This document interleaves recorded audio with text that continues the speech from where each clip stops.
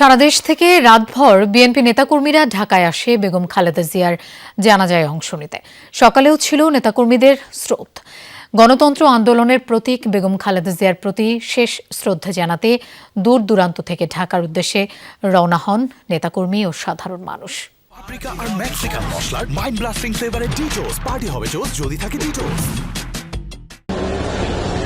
জনসমুদ্র, জনস্রোত কিংবা জনতার ঢল, কোনো শব্দই যেন জুৎসই নয়। চোখে না দেখলে এই বিশাল উপস্থিতি শব্দের পংক্তিমালায় ব্যাখ্যা করা কঠিন। জনতার বাঁধভাঙা স্রোত প্রমাণ করে কতটা জনপ্রিয় ছিলেন বেগম খালেদা জিয়া। বুধবার সারা দেশের সব পথ যেন মিশেছিল রাজধানী ঢাকার মানিক মিয়া এভিনিউয়ে। কর্মী সমর্থকদের কাঁদিয়ে অনন্তের পথে যাত্রা আপসহীন নেত্রী খালেদা জিয়ার। তাকে শেষবারের মতো বিদায় জানাতে তাই ঢাকামুখী মানুষের ঢল। মানুষ আজ তার জন্য দুই চোখের পানি ফেলছে। মানুষ কোনোদিনই তাকে ভুলতে পারবে না। আমরাও বিএনপির নেতা কর্মীরা আজীবন তাকে আমাদের হৃদয়ের মেয়েদের গেঁথে রাখবো। কয়েক হাজার লোকজন আজকে এবং গতকাল ঢাকার উদ্দেশ্যে গতকাল রওনা হয়েছে, আজকে আমরা রওনা দিচ্ছি। মহান আল্লাহ রাব্বুল আলামিনের কাছে আমাদের কামনা দেশনেত্রী বেগম খালেদা জিয়াকে জান্নাতের সর্বোচ্চ মাকামে পৌঁছে দিই। তীব্র শীত উপেক্ষা করে কেউ বাসে, কেউ ট্রেনে, আবার কেউ লঞ্চে করে ঢাকায় পৌঁছেছেন। সবার চোখ অশ্রু সজল, মুখে বিষাদের ছায়া।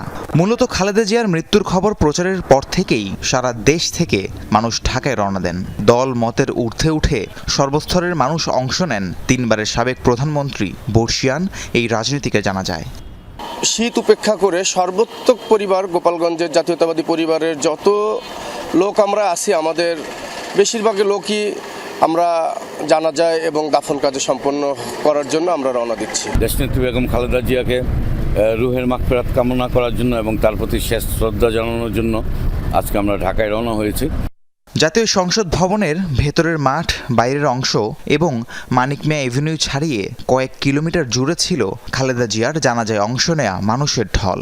এরপর শেরেবাংলা নগরের জিয়া উদ্যানে স্বামী প্রয়াত রাষ্ট্রপতি জিয়াউর রহমানের সমাধির পাশে রাষ্ট্রীয় মর্যাদায় সমাহিত হন বেগম খালেদা জিয়া।